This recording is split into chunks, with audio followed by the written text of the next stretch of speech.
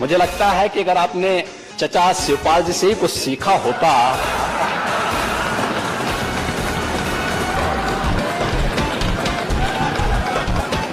तो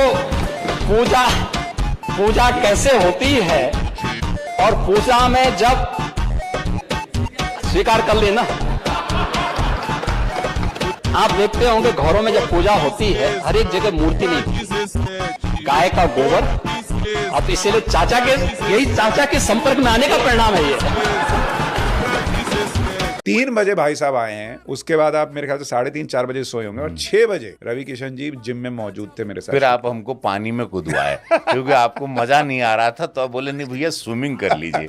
आपका स्विमिंग को मैं करके इंटरव्यू दे दिया, वो महाराज जी को पता चल गया। अच्छा। फिर वहां से हमको फोन आया, हमको बोले कि आप स्विमिंग कर रहे हैं वहाँ पे। हम बोले नहीं, वो एक इंटरव्यू नहीं, आप स्विमिंग पूल में इंटरव्यू दे रहे हैं, आप ऐसा क्या लोग सोचेंगे। मैं बोला महाराज जी मैं ऐसे ही रहता था पहले, मतलब मेरा लाइफस्टाइल यही था। बोला ऐसा नहीं, चुनाव में ऐसा सब नहीं चलता है। तो वो एक सीख रही। फिर बोले होटल में रह रहे हैं आप, होटल छोड़िए।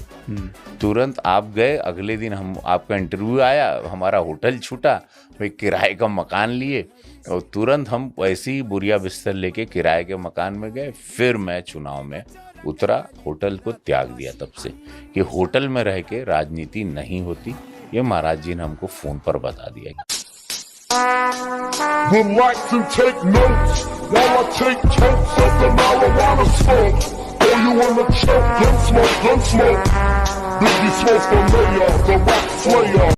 एक बार उनका अरेस्ट भी किया गया, वो शायद 7 दिन के लिए 10 दिन के लिए अरेस्ट हुए। उन्हीं पे हमला, उन्हीं पे अरेस्ट, शांति भंग कर रहे हैं। और जब वो अरेस्ट हुए थे तो जो सीन गोरखपुर के लोग बताते हैं रवि जी, वो मतलब सामने से हो तो अद्वितीय है वो सीन। मतलब मठ से पुलिस स्टेशन से 2 किलोमीटर दूर था। कहते हैं बिछ गए लोग सड़कों पे। और ये कोई भाजपा के कार्यकर्ता नहीं, भाजपा के इतने लाखों कार्यकर्ता नहीं हुआ करते थे उस समय जब ये अरेस्ट हुए थे। मतलब एक आदमी को हटाते थे पुलिस और 1 इंच गाड़ी आगे बढ़ती थी, एक आदमी को हटाती थी, 1 इंच आगे गाड़ी बढ़ती, ऐसा करते करते करते करते 8 घंटे में 2 किलोमीटर का सफर तय हुआ। ये योगी आदित्यनाथ की लोकप्रियता है उत्तर प्रदेश में, गोरखपुर में। तभी वहां नारा भी चलता है कि गोरखपुर में रहना है तो योगी योगी कहना है। अब नारा है कि उत्तर प्रदेश में रहना है तो योगी योगी कहना है।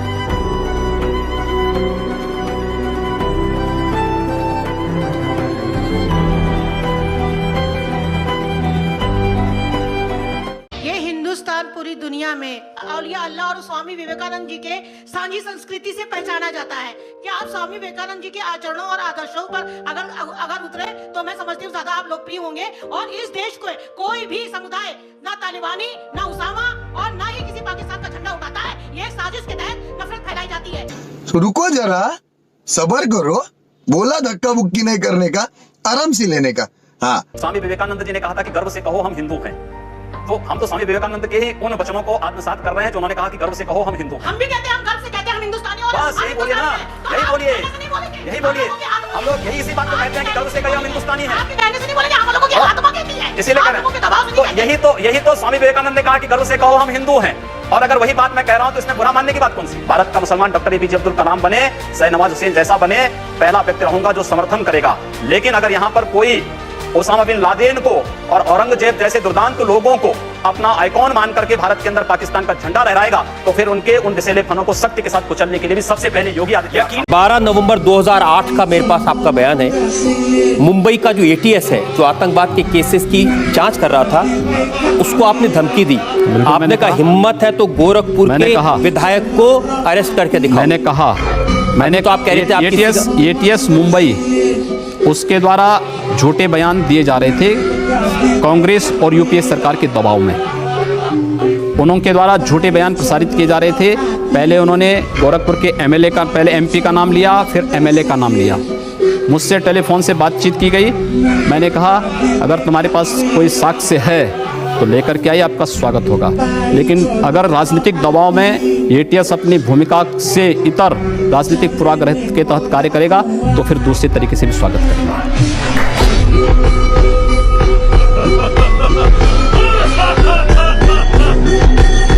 12वें ओवर में सीएम का शॉट सीधे कप्तान आलोक रंजन के हाथ में चिपक गया। ये क्रिकेट खेल रहे हैं, पहली बॉल में कैच आउट हो रहे हैं, लेकिन वहां से कह दिया जाता है कि ये तो नो बॉल है, और अगर वह ये छक्का मारते ना तो कहते रहे छक्का मार दिया, तो ये ऐसे ही छक्के हैं। तो है उसकी, परेशान तो हुआ है वो, लेकिन फिर उसके बाद उसने डीलिंग शुरू की। उसको और किसी की फिक्र नहीं थी, उसको सबसे ज्यादा फिक्र अपने बेटे की थी। योगी आदित्यनाथ डरता था वो, आपको लगता है? योगी आदित्यनाथ जब मुख्यमंत्री का नाम घोषित भी नहीं हुआ था, तब एक मरमरिंग शुरू हुई। मैं उस समय न्यूज़ 18 में एडिटर था, और नाम नहीं लूंगा, मेरे पास एक बहुत बड़े आईएएस का फोन आया कि कोई मनोज सिन्हा नहीं बनने जा रहा है, कोई फलाना मुख्यमंत्री ढिमाका नहीं बनने जा रहा है, सिर्फ योगी आदित्यनाथ बनने जा रहे हैं। बहुत बहुत हॉर्स माउथ का, मतलब हॉर्सेस माउथ की बात थी। मैंने कहा क्या करूं, चला दूं, गलत ना हो जाए, क्या हो जाए, क्योंकि योगी आदित्यनाथ कहीं चर्चा में ही नहीं थे। अचानक मेरे पास एक बहुत बड़े नेता का फ़ोन आया, आप सब जानते हैं उनको, मैं उनका भी नाम नहीं लूँगा। उनका फ़ोन आया, ये सोर्स डिस्क्लोज ना करने की बात है, उनका फ़ोन आया मेरे पास। उनके संग प्लस पॉइंट था कि वो नेता भी बड़े थे, यूपी में उनका ठीक ठाक नाम भी है, और वो ठाकुरों के ठीक ठाक नेता है। जब उन्होंने मुझसे कहा भैया प्रणाम, भैया योगी महाराज मुख्यमंत्री बन, क्या है मथुरा को लेकर प्लान? मथुरा का प्लान वही है जो आपके मन में है। वहाँ ऑलरेडी निर्माण कार्य चल रहा है हमारा।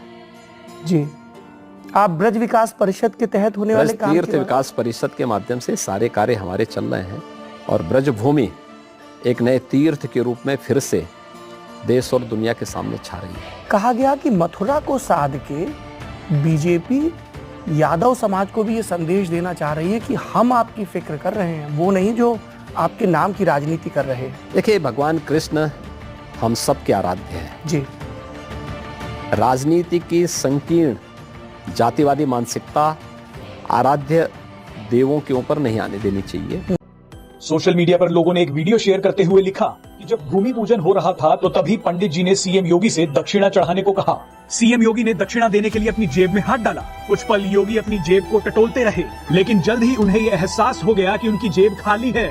सीएम योगी को जेब टटोलते देख पास में बैठी एक महिला ने आकर उन्हें कुछ रुपए दिए ताकि वो दक्षिणा देकर पूजा को आगे बढ़ा सके। आप देख सकते हैं कि इस दौरान सीएम योगी मुस्कुरा भी रहे हैं। इन तस्वीरों को देखकर आपको एक चीज समझनी चाहिए। एक जगह जहां उत्तर प्रदेश के इत्र व्यापारी के घर की दीवारों से, छत से और फर्श से पैसे निकल रहे हैं, तो दूसरी जगह उसी राज्य के मुख्यमंत्री की जेब में 1 रुपया तक नहीं है। कई लोगों ने सोशल मीडिया पर सीएम योगी को इस तरह से देखकर कहा कि इतने बड़े राज्य का मुख्यमंत्री होने के बावजूद योगी किस तरह से सादगी और फकीरी में जिंदगी जी रहे हैं।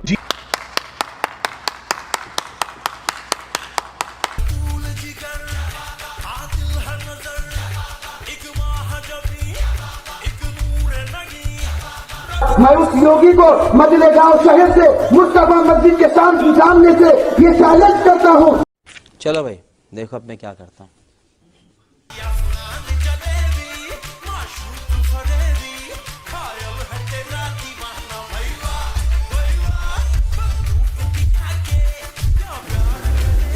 तो मौलाना भूल गया कि शासन किसका है।